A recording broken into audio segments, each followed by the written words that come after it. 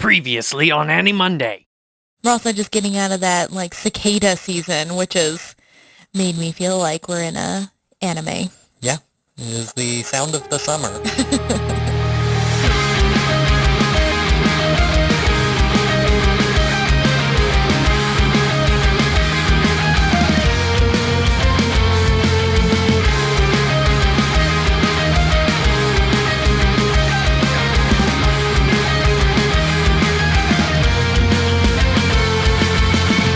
Hello, and welcome to the AniMonday podcast. My name is Colin Hemphill. And I'm Kayla Hemphill.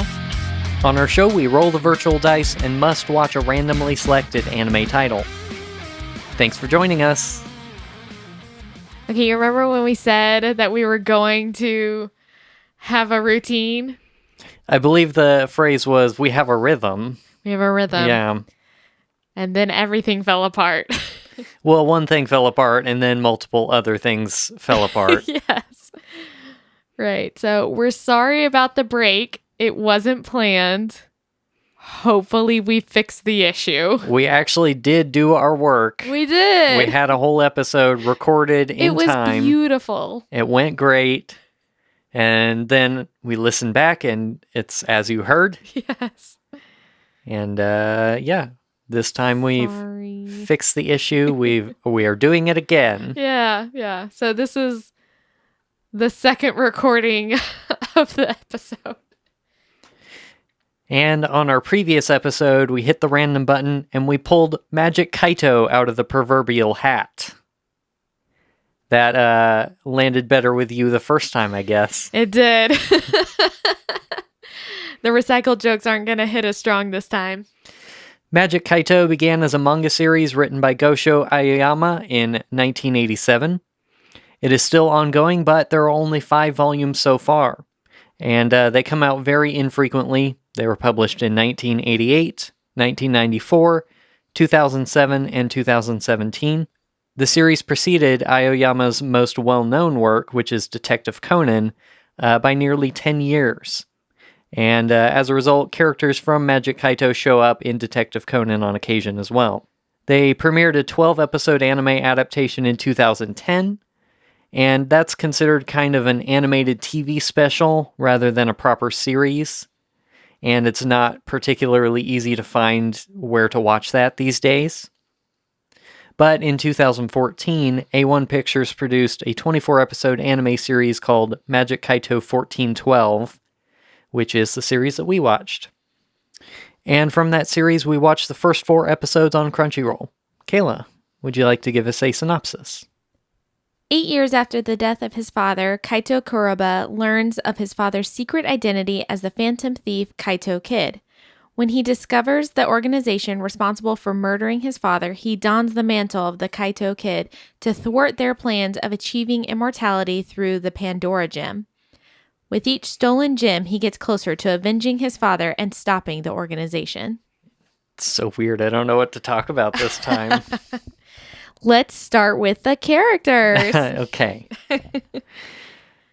So, there's not a whole lot to say about Kaito that you haven't heard on basically every episode of AniMonday. He is a 17-year-old student. I guess his quirk is that he is very disruptive in class with illusions. He is some form of magician. And throughout the series, it's kind of revealed in certain parts that, some of it's illusion, like smoke and mirrors, traditional sort of stage magic kind of stuff. And some of it's a little bit more nebulous. Mm-hmm. And he's kind of just allowed to get away with this in class whenever he wants. I don't know that I actually remember really seeing his teacher at all. I know that they were there, but I have no recollection for their response to him. Yeah, they basically they're kind of a shut down under pressure kind of teacher, if I remember. Mm-hmm. And so this initial incident in the first episode happens and just kind of rolls over the teacher. And even if I remember, stands up at the front of class and I rule this class now kind of attitude. I know definitely he just jumps out of his classroom window at some point and it's just I'm done with school today. And leaves. As one does. Yeah, sure. Kaito is definitely a pretty standard, like, teenage anime character. He's presented as kind of a prodigy child because he's pretty much good at anything he does. Not everything, because there always has to be something that one weird thing they're bad at. But for the most part, he seems to be doing fine in school. He's really good at this sort of magic that it seems like both of his parents, I mean, definitely his dad, but I think his mom is an entertainer as well. Yeah, some form of one. And the thing that's always kind of marked about this type of character is that they are always bored. They're bored with the people around them. They're bored, especially with the adults around them, because, adults in theory should be, smarter or better at whatever it is that you're trying to do. But because he's the best, he doesn't respect anybody. So he's always kind of looking for something to entertain him. And sometimes that's people. So he has a best friend that he's always teasing because that's entertainment to him. Sometimes it's tricks. It's, he's always trying to find a way to do something new or better or whatever. Yeah, and you kind of alluded to the background of this character and his family history a little bit in the synopsis, but yeah, his father died 8 years prior to when the show takes place, and his father had the secret identity known as the Kaito Kid, a magician thief, and he didn't know about the secret identity up to the start of the show. But we learn that his father was killed by a mysterious organization, basically because he stole a gem that they were after. And the way that Kaito finds out that his dad was the secret thief is kind of weird. He just stumbles through a poster that was in his room. Yeah. And then there's his dad's Batman lair. And much like Batman, it's just full of weird gadgetry, which is also part of the smoke and mirrors part, is that he has a lot of gadgets that allow him to take on this mantle. Yeah.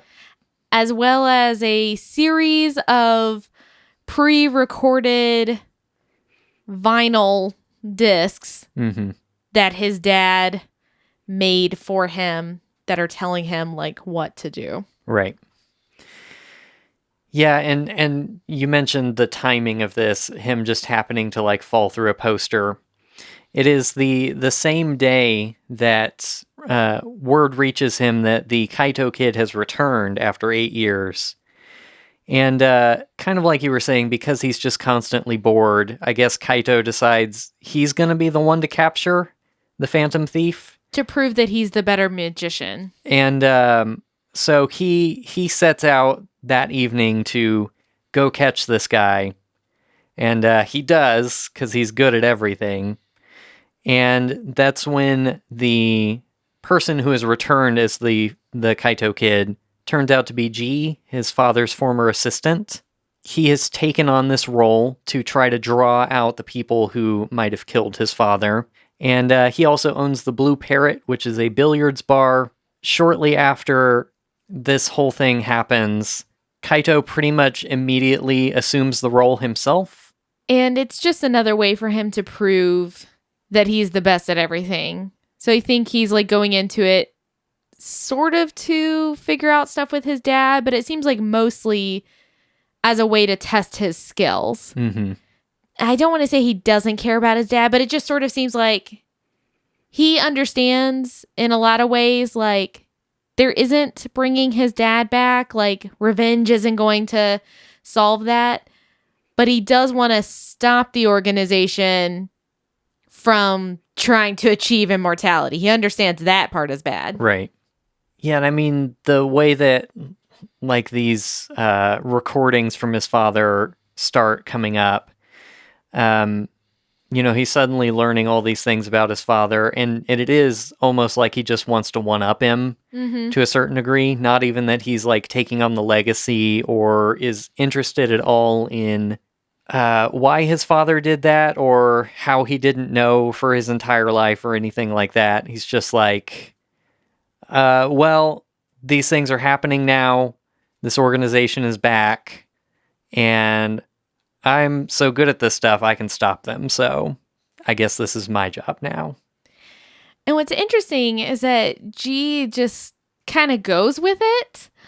He's sort of like, well, I was the Alfred Pennyworth figure to your dad, so I guess I'll just do that for you too. It's sort of like he doesn't really even question if this kid should take on the mantle. He's just sort of like, yeah, that makes sense. I'll go back to where I'm more comfortable, which is this like assistant role. Well, and even his father's recordings kind of point to that. Like, well, of course you're going to become the new Kaito Kid. Like, obviously. Yeah. And there are flashbacks to like his father, teaching him illusion magic in his childhood. Giving him moral lessons and stuff like that. Yeah, which is important because this entire archetype of the like gentleman thief is specifically with the Kaito Kid. He announces exactly where he's going to be, what he's going to steal at what exact time, and then does it exactly that way. And his goal really isn't even to acquire the items for personal gain or whatever. It's just more proof of how good they are at this thing. And in this particular instance, he's not even really keeping the items from what I can tell. I went back to see, and there's like a very quick little line that basically he's returning it as soon as he figures out that whatever gem he's stealing isn't the gem that he's looking for. So I don't know if his father kept the gems that he used to steal, but this Kaito is not. He's returning them as soon as he figures out it's not the Pandora Gem. Yeah, and I mean, there hasn't been anything like, in his father's lair, like a collection of his prized, steals over the years. Really, the only one that remains intact is a later episode, which he was basically stealing back for GE because it was originally his.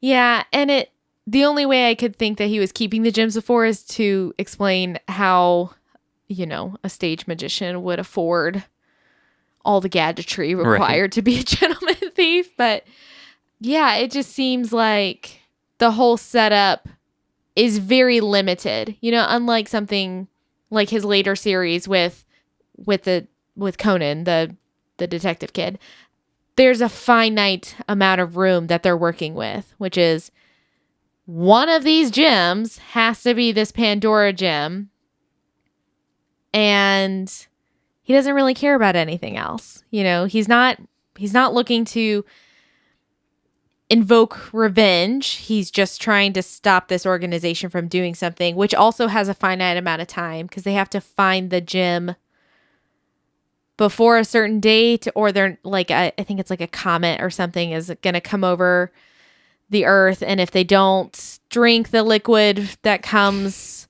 from the comet through the gem and achieve immortality, they'd have to wait 1,000 years. So there's a finite amount of space for this show to operate. So some of the like motivation I feel like is fine, that it's not supposed to be this forever ongoing thing. And of course, he does have some opposition in the show when he announces that he's going to steal something, primarily from Inspector Nakamori, who is a detective on the police force who's pretty seemingly incompetent. At least comparatively. Yeah, compared to some of his other opposition. This guy really doesn't have any creative ideas. When the Kaito Kid says, I'm going to show up here at this exact time to steal this thing, he puts all of his resources into let's just put 1,000 dudes around that item and be there at the right time, and we'll stop him, obviously. He's very by the book. It's very like, this is what protocol is, so that's what we're going to do. Which obviously never works. The Kaito Kid does have gadgetry. It is bizarre how it works and how it can possibly be effective, but some of that's a little hand-wavy, which I'm sure we'll get into. He gets fooled frequently by dummies that kind of look like the Kaito Kid is running around, and things like that. He has a gun that shoots playing cards. Yeah. Sure. Some people can do that with their hands. They can like throw cards and it's like a knife. Yeah. He just has a gun that does it. Which, seems dangerous. But I think ultimately where the detective is going to come in primarily is that Inspector Nakamori is a character named Aoko's father. And Aoko is the childhood friend that you talked about earlier. And she kind of has the supporting, like, female character role of not really bringing a whole lot to the table, unfortunately. Is definitely going to be there as a love interest and a, like, will they, won't they kind of thing. But I do think there are elements to their relationship that are interesting, and I do think there is opportunity for this, like, weird rift between his childhood best friend and her dad being the inspector who wants to take him down. Could be interesting. When I was first watching this, the best friend, she reminds me a lot of the best friend from Yu Yu Hakusho, whose name I'm pretty sure is Kiko or Kaiko, and they clearly, in Yu Yu Hakusho, and then I'm projecting onto the show as well, they clearly have interest in each other. Like, there's a lot of teasing that goes back and forth with them. And so it's kind of like, they're like friends who don't, they can't really stand each other. But really, it's to mask like the romantic tension between them. And it always comes out when a third party comes to threaten their dynamic. So in one episode, there's a guy who's being set up as the natural rival to Kaito. And he shows an interest in this girl, and immediately Kaito responds. Yeah. And becomes really, like, observant and, like, much more involved with her, and just being like, he still wants to play it cool, but he definitely is like, I've got to show this dude up. Like, this is my girl, And I feel like that's the direction the show's going to go. Sometimes that resolves in them actually having a moment in which they acknowledge their feelings, and sometimes they just keep it like this because they already know that they're into each other, but maybe they just don't want, either at that time or in the show or whatever, they don't want to actually make it a relationship. And that's what I see in this. Clearly they're into each other. There just may or may not be an official relationship associated with that. Right. Yeah, and the dynamic with the character you mentioned, his name is Suguru, is also going to be a source of tension in the heist kind of part of things, outside of the classroom and everywhere else, because Suguru fills the role of the young hotshot detective.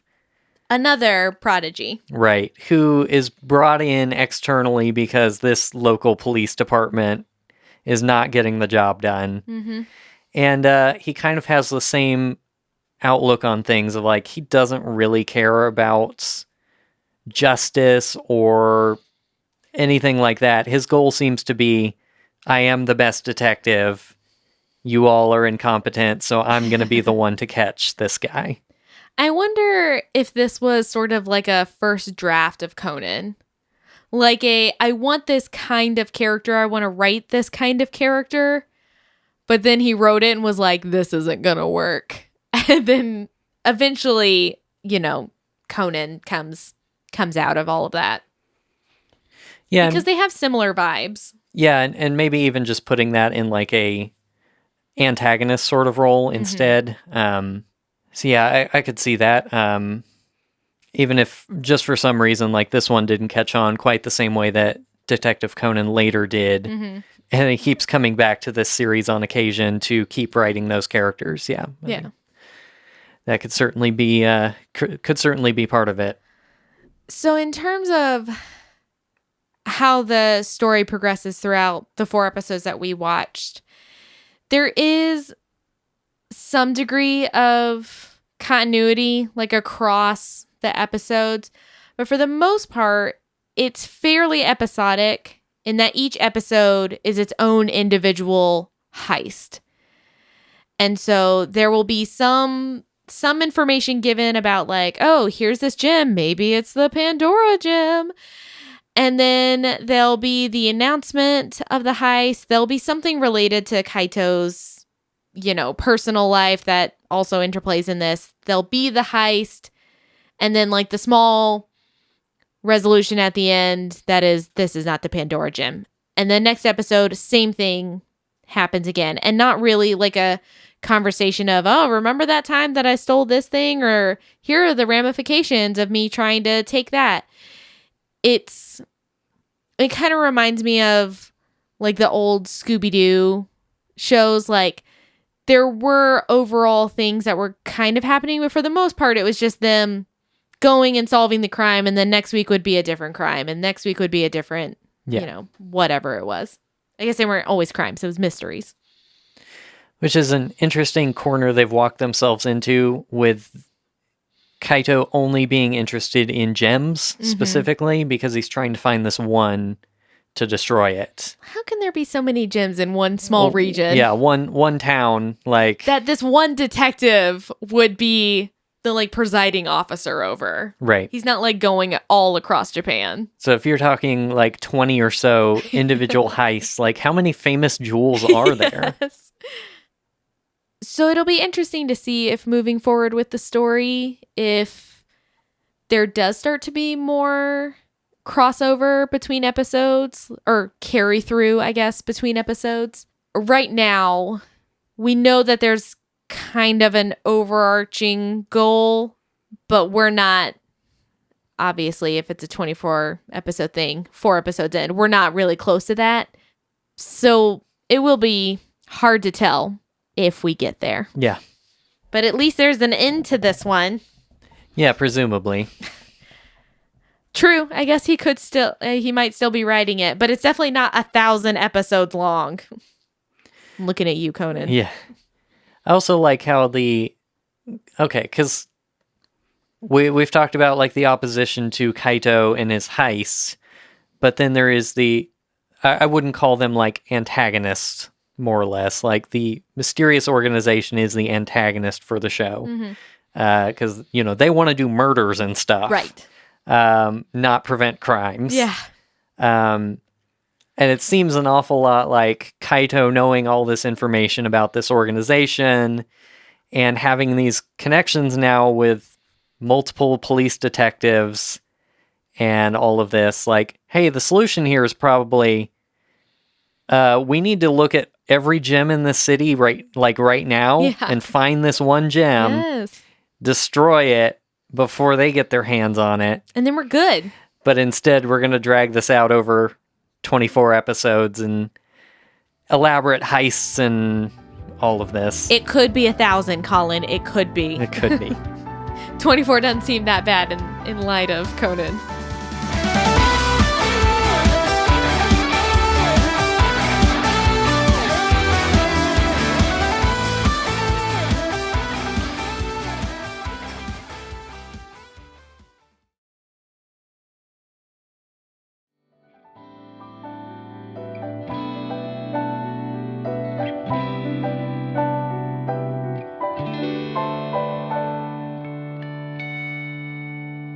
Okay, so continuing our conversation, let's start going into more of the production stuff, talking about animation and music and all of that.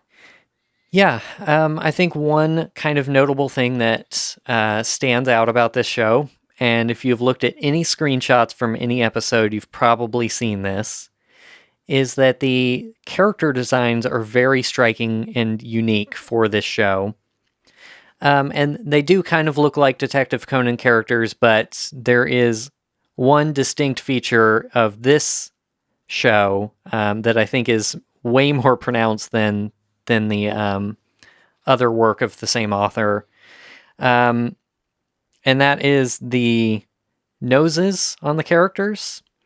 We alluded to this when we first rolled the show because we saw some big pointy noses, and if you are thinking right now about a big pointy nose and you haven't seen a screenshot from this show, you're not thinking big and pointy enough. It is more big and pointy than you would expect. But it's interesting because the angle of the character really reveals a lot about that kind of aspect of their profile. Meaning if you're looking straight at a character head on, it looks like a normal kind of little button anime nose. And then the more angled you are towards them, the longer it seems. And I actually kind of like it. I think it's interesting, at least. It doesn't really affect the majority of the show. Like, you're not just constantly looking at this weird kind of grotesque sort of character feature. It's just an interesting thing that comes up on occasion.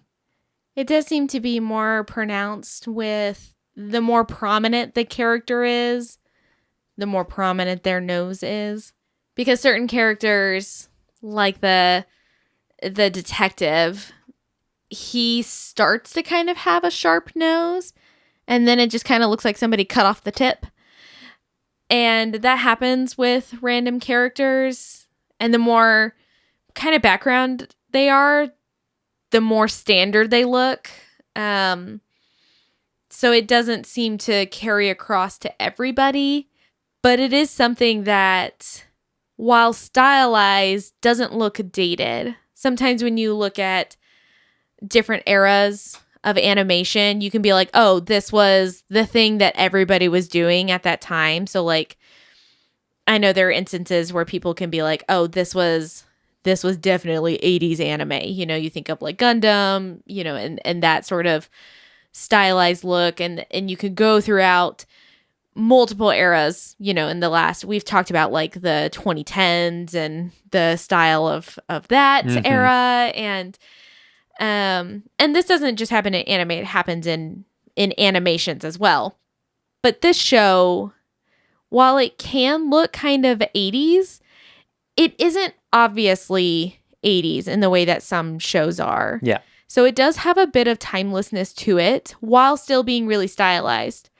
So if you knew these characters, if you knew what they were from, it'd be really easy to identify them in a way that not all shows can. Some shows, you know, while they have really interesting characters, while they have really interesting and good animation, the character design themselves doesn't really stand apart from other similar looking animes. Yeah. In this show, I definitely will probably be able to point it out in the future. Like, if I saw these characters, I'd be able to be like, oh, I know that show. I know what that's from. Without many context clues. Because, you know, if you think of something like Naruto, you'd be able to tell it apart because of environmental cues, stuff that they're wearing, like their headbands or things like that. These characters are just normal looking people. They're wearing normal looking clothes.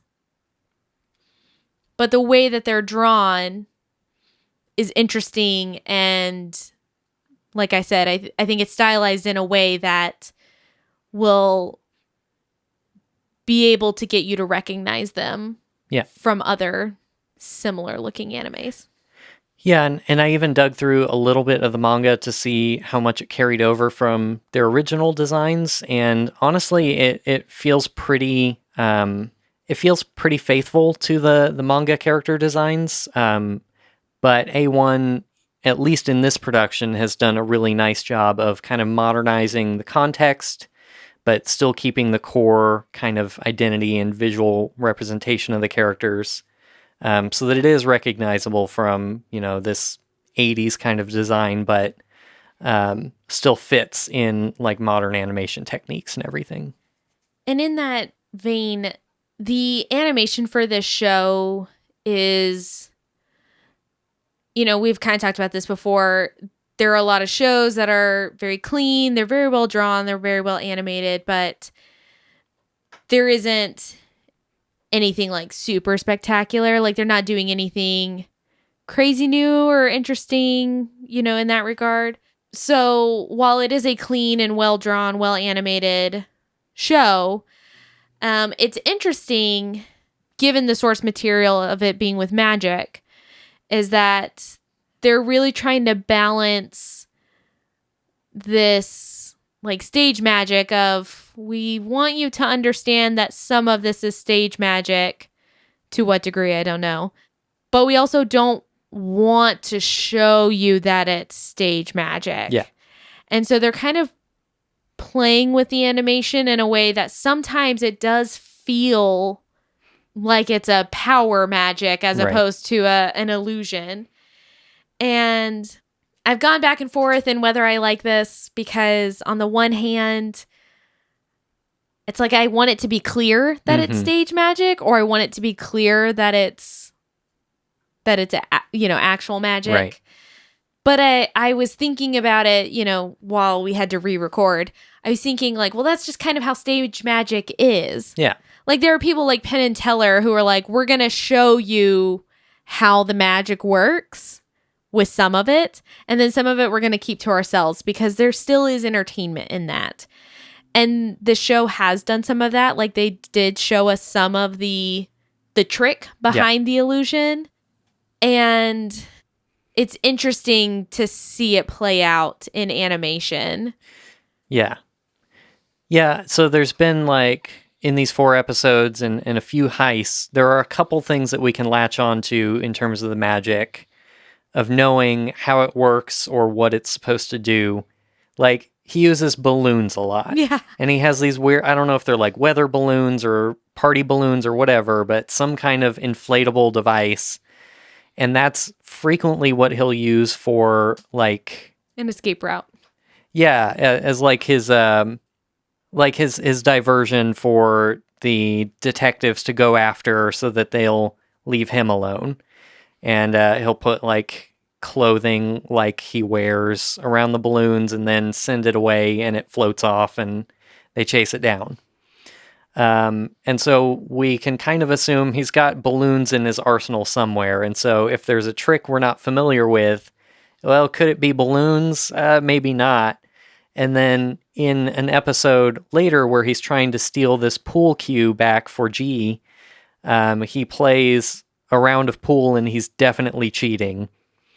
And they reveal at that point that he's using wires that he set up around the room before the match started. And he's kind of like got them attached to his fingers and is pulling them up to make the balls bounce at the right time and go in the right direction. And so then you can use that knowledge later of maybe he's using wires for this trick. And I do think it would be interesting if they kind of feed you small pieces to say, not necessarily this is how the trick works, but like these are the tools that I have to create tricks, and then allow you to kind of infer that stuff yourself. But there are definitely times where you're like, well, is this like sorcery kind of magic? We're not really sure if he has access to any weird stuff or if everything is gadgetry. And yeah, there's a little bit of weird mystery around all that. And they, like I said, they try to make it tangible while also like suspending belief. Like sometimes when I watch a show, like I think about this with like a lot of the like high level detective stuff. So like when they're trying to do like Sherlock Holmes, right? He's like a high level detective. And sometimes the way that he gets to the conclusion is you're like, what are you talking about? Like this isn't a thing. These two completely unrelated things. This proves it. Yes. And so this show tries to have some degree of realism. You know, so you were talking about the episode where he's playing pool. And my thought was he plays a really bad round first. Yeah. And then he plays a really good round. And then it's revealed after the good round and things go down that he was using strings. And at first it was like, what? There's just strings? How's that even possible? Like, how would nobody notice this? You know, because it wasn't his pool table or anything. And it was like, oh, he was setting them up in the first round. Right. And like, while that still doesn't totally make sense in terms of like, how can you not notice these? Of course, they would be affecting, like, playing pool is a lot about like geometry, but it's also about like how much pressure do you apply in these? And it can be a lot of finesse can go into it. So it's like, there's no way. But also in this world, it's at least plausible in a way that doesn't feel completely unrelated, if not totally believable. Yeah. I think in terms of production too, the pool is kind of a good instance of, you know, on occasion they have to feed in 3D rendered sort of elements into the animation. And as usual, like, those can be jarring. They're not as nice as kind of the more hand-drawn style. But otherwise, things look pretty good and modern in this show. But if there is one other thing I wanted to mention about the production, it's that the intro theme is kind of a jam. Yeah. Which is surprising. We don't get a whole lot of those in our random rolls. We have typically been pretty hard on both the music and sometimes the animation for intros, but especially in this case, it's actually a song that I would listen to, which is not common for a lot of these, I think. It's kind of a bummer that there isn't really an outro, which may work in its favor. They just kind of put all their eggs in one basket and there really isn't any outro. Yeah. There isn't like a outgoing animation or anything. There's just sort of like credits start to roll and then they're like, next week we'll kind of do this and that's it. But even throughout the show, the music isn't huge, but it does work. I do think that they paid attention to the music, even if it's not like, oh man, the music throughout the show is super amazing. But some shows, they just seem to put in music that does not work with what's happening in the show. It feels disjointed. Yeah. And the music in this show does feel very congruent with whatever the mood is or what they're wanting you to think the mood is. And while not mind-blowing, it does work. And I do think that they actually tried and cared about that aspect of production. Yeah, and I think that feeds into a number of other things kind of on the edges of, specifically you had mentioned like the next week's episode or the recaps or anything like that. All of that stuff is presented in a stage magic kind of format. Like you see a stage with a curtain drawn and he comes out like in stage costume, tuxedo sort of magician look, and ladies and gentlemen, and then he describes what'll happen or whatever they're trying to do, and so I think those little touches to kind of keep bringing back the theme of the show are interesting production kind of choices. So I think to wrap up some of my thoughts about this show, while I find that a lot of the production is pretty solid, I'm a little concerned about what the plot would be going forward.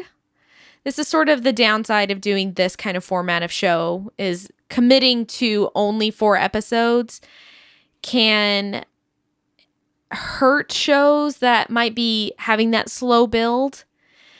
And so it's hard for me to tell, is this going to be the format of the show? Are these characters going to develop at all? Because they haven't in this short amount of time. Is there going to be carry through? Is there going to be resolution? It's hard to tell. I get extra concerned because of the knowledge I have about this writer in particular. With a lot of shows, I don't have a ton of background information to provide bias. But this writer has written another series that is never going to end. Yeah. People keep saying it's going to end, and I don't, at this point, I don't believe them.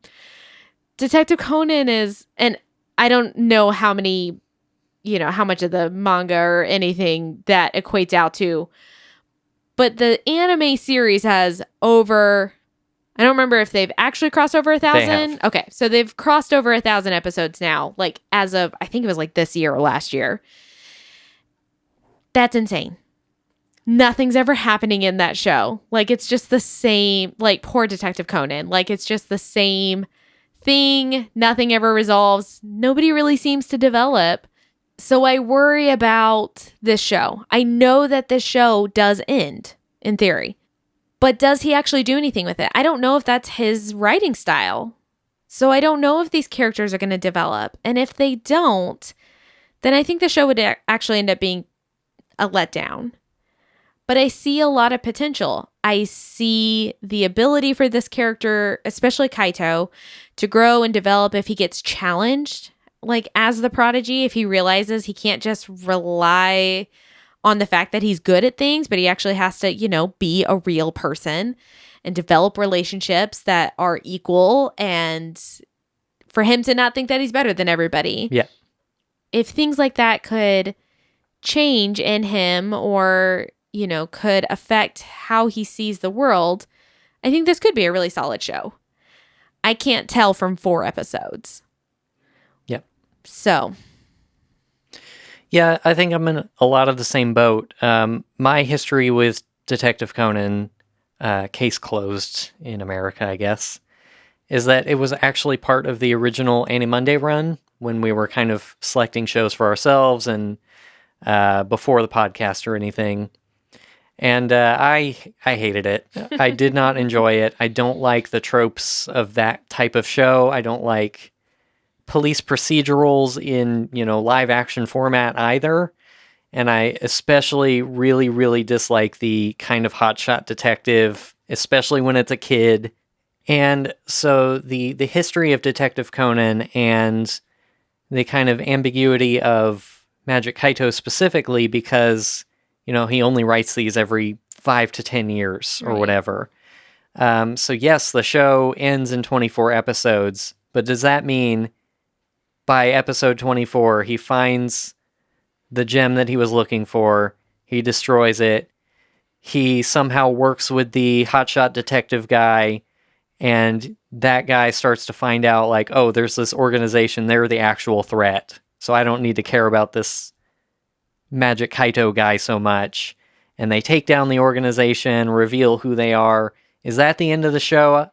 I'm not sure, because I know the manga hasn't ended, and we may not see another volume of it for 5 years, so it doesn't seem likely that they would end the show not knowing the end of the manga, or if there will ever be an end to the manga. But if that is the case, I think it's an interesting idea to kind of follow that one main plot, tell it through a series of heists, and then be done with it. I wouldn't even mind if it didn't have a unambiguous ending.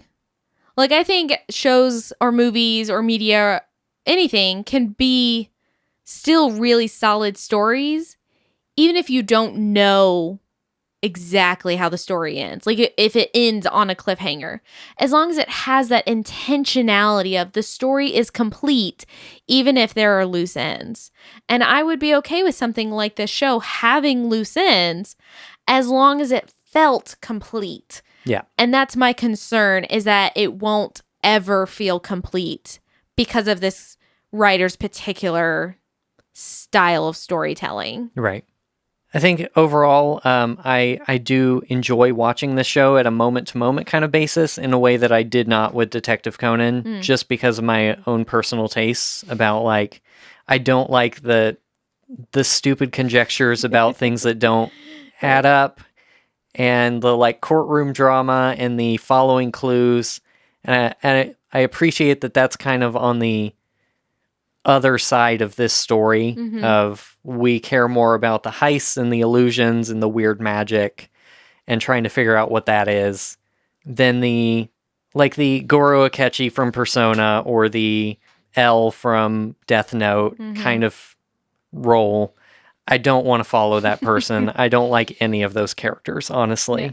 Yeah. You like them as the antagonist to the person that you actually care about. To a certain degree, sure. Well, but their role. But I definitely don't want that to be the focus of 1,000 episodes. Yeah. Aside from that, I think some of the relationships are interesting. They have the potential to set up some interesting things with GE and Kaito's father and the history of like how he used to be the Alfred character for the father, and then transferring that to his son. And then Kaito and Aoko, I think, could be an interesting thing because of the detective relationship in that family. And I do think, like, as far as kind of the childhood friend trope that you see in anime all the time, I think this one is handled better than most. Just that they feel more natural and less of the back and forth kind of thing. But I also know that there's a new female character coming who is going to cause a love triangle that I'm super uninterested in. And not to like hammer on this point, if it is like Yu Yu Hakusho, the love triangle will be very surface level. It's a threat, but it doesn't actually.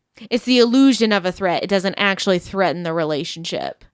It's more like, oh yeah, we need to remind each other that we're into, like, we need to show that level of commitment, even if we're not going to be in a relationship. So sometimes those tropes work out, and it's like, okay, because it isn't actually a threat, because it isn't actually negatively affecting, I can be okay with the love triangle. And then sometimes it's like, man, you just put this in here just for unnecessary tension. Yeah.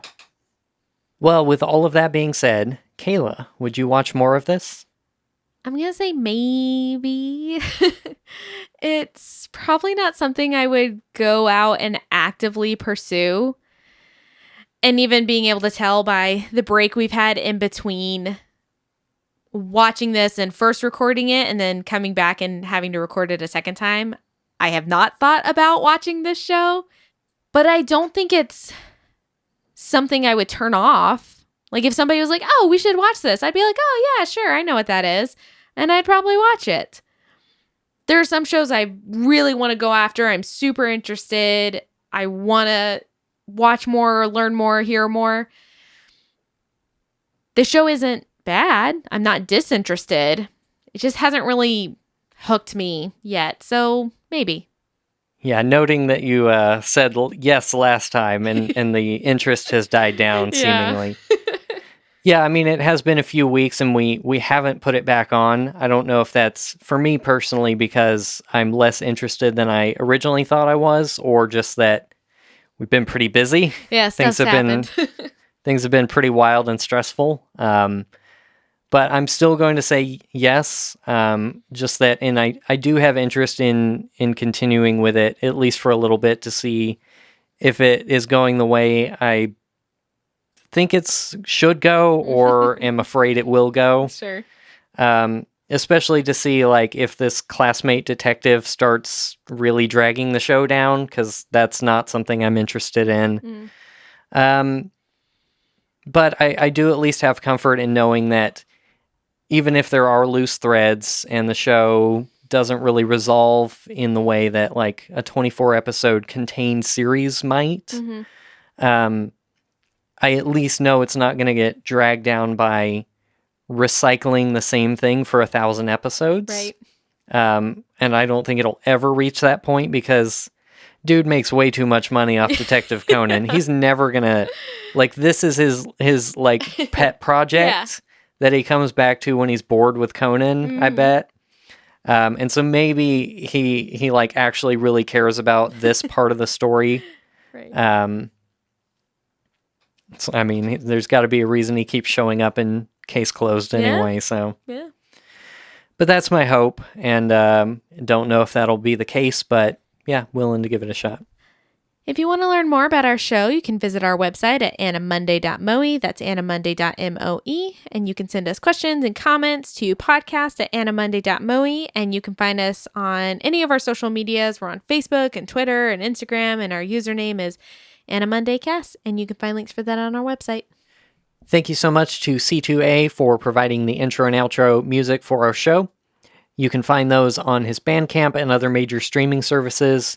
The intro music comes from Senpai 2, but I do recommend checking out Senpai 3, his latest iteration on the Senpai albums. Fantastic music, and really appreciate him for letting us use it. Some of the best anime music there is. Almost certainly, yeah. And a final plug for the AniMonday randomizer, which you can use for yourself at animonday.moe/random. Ready to roll? I am ready. Random button in 3, 2, 1.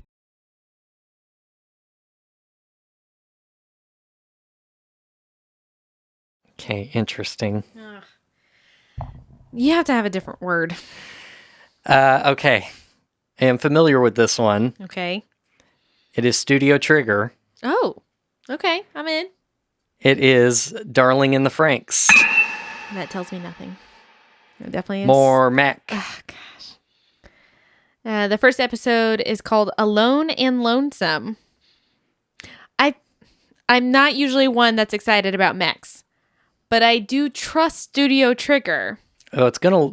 The animation's gonna be good. I'll tell you that.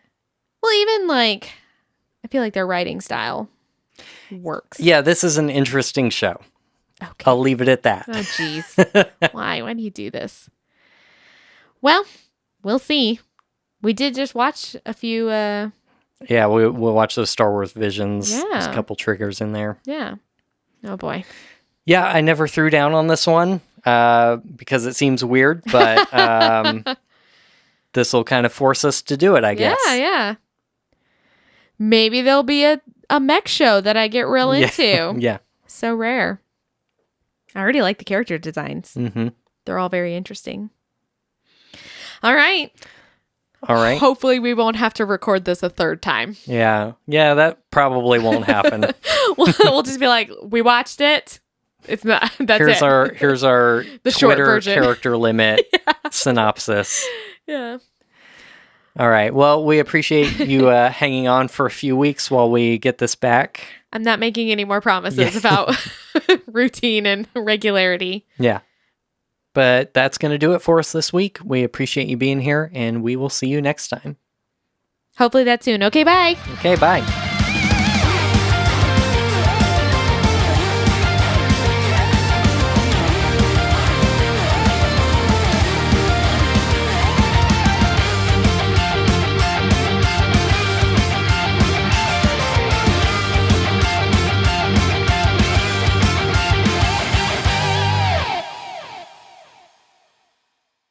Okay. First, I need to start out with a clean. Previously on AniMonday. Was that it? I'm going to do it a couple times. Okay. Previously on AniMonday. Previously on AniMonday. So dumb. Is that it? Sure. Well, One of those will work. I didn't know if one of them would work. Okay.